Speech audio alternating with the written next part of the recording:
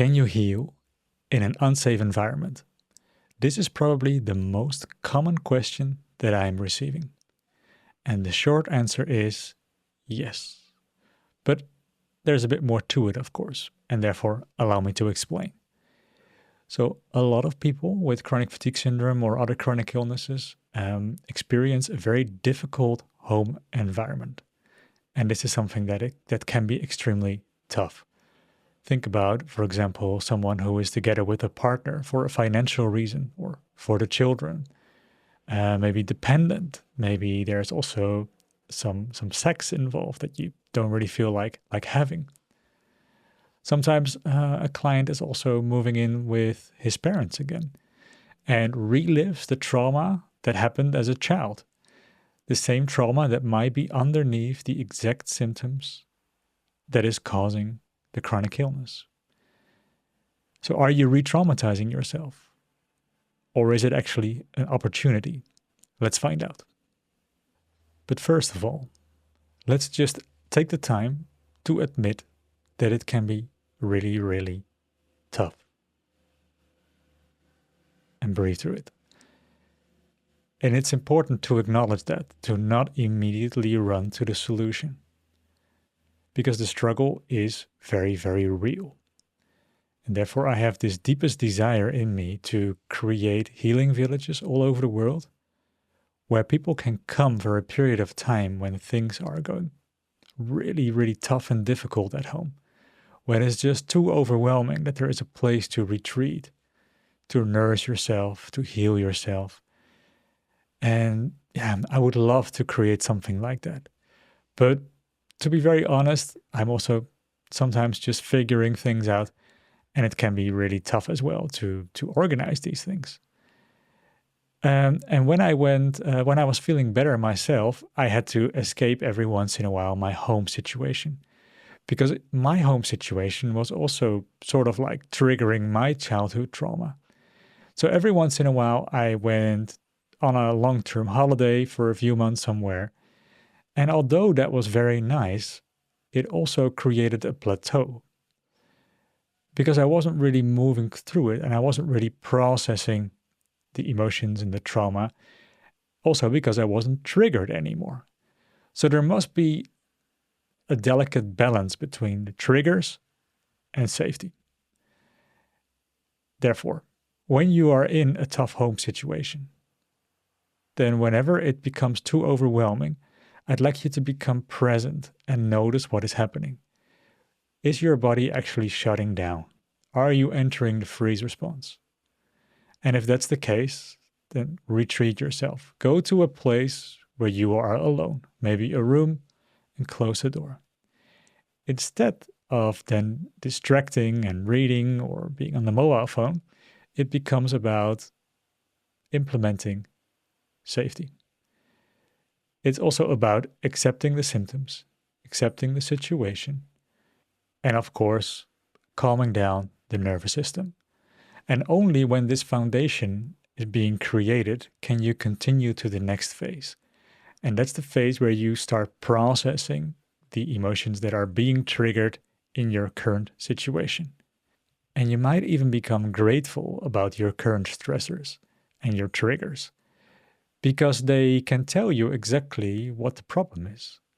If something leads you to becoming emotional or becoming in the freeze response, then that something is also pointing towards something that is inside of your body, probably the exact emotions behind your symptoms.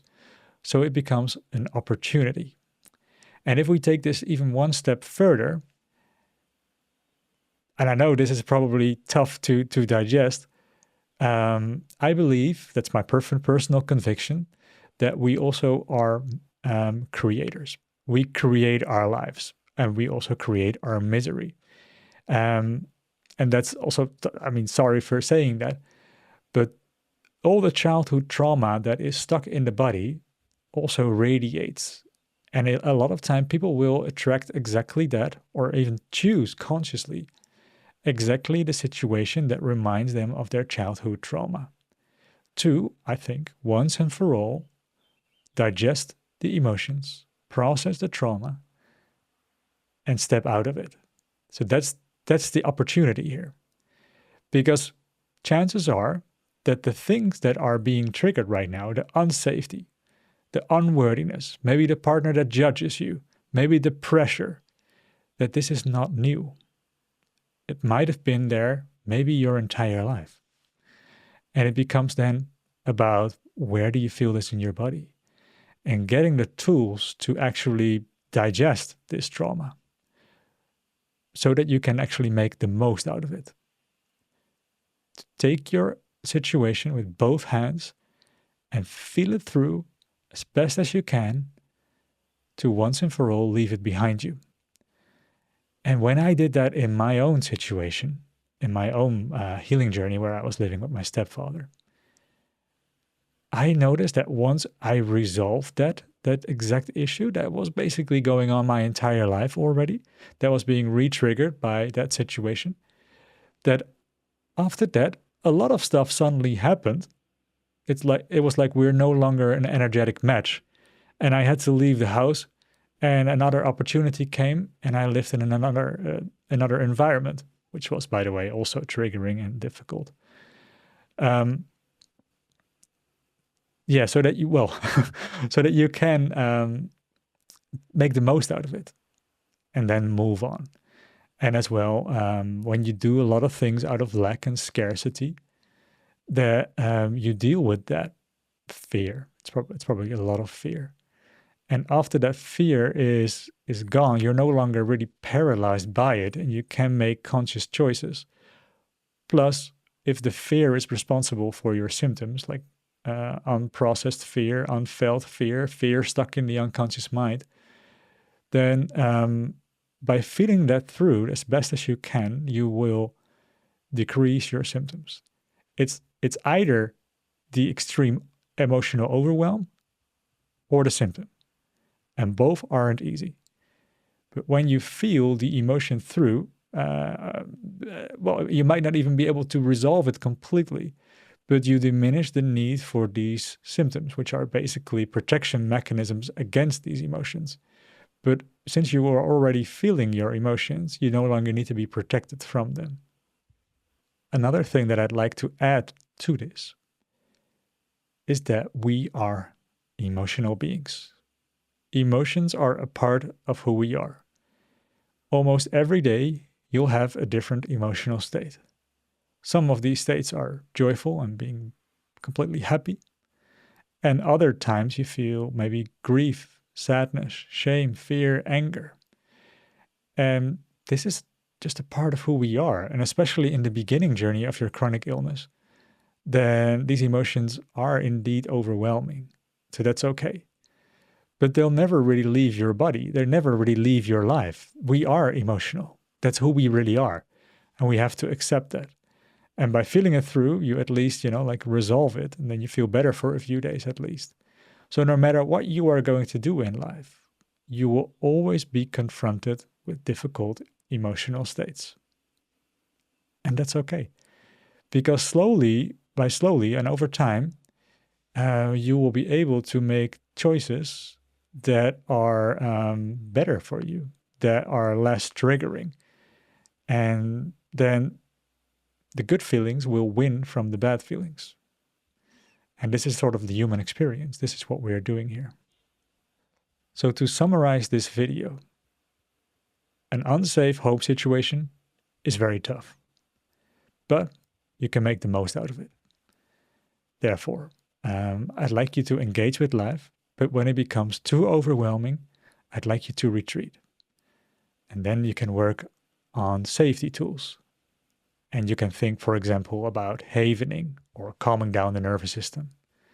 And after you put that foundation in place, you can start processing the underlying emotions. And these emotions are between the throat and the bladder. And the better you can feel them through, the less symptoms you need. So they are an opportunity. And maybe every once in a while, you can retreat yourself completely to go to a stress-free environment and to recharge yourself. But know that the triggers are also important and they tell you something. And that by dealing with them in a practical way, you can eventually grow over it. You can level up, so to say. I hope this video helps. Let's start as well a healthy discussion. Can you write in the comments what your unsafe home environment is? And as well comment on each other what you think is the best way forward. Because it's something that we have to, as a community, be very conscious about and accept. Thank you for watching this video. Please like and subscribe. And I wish you a beautiful healing journey.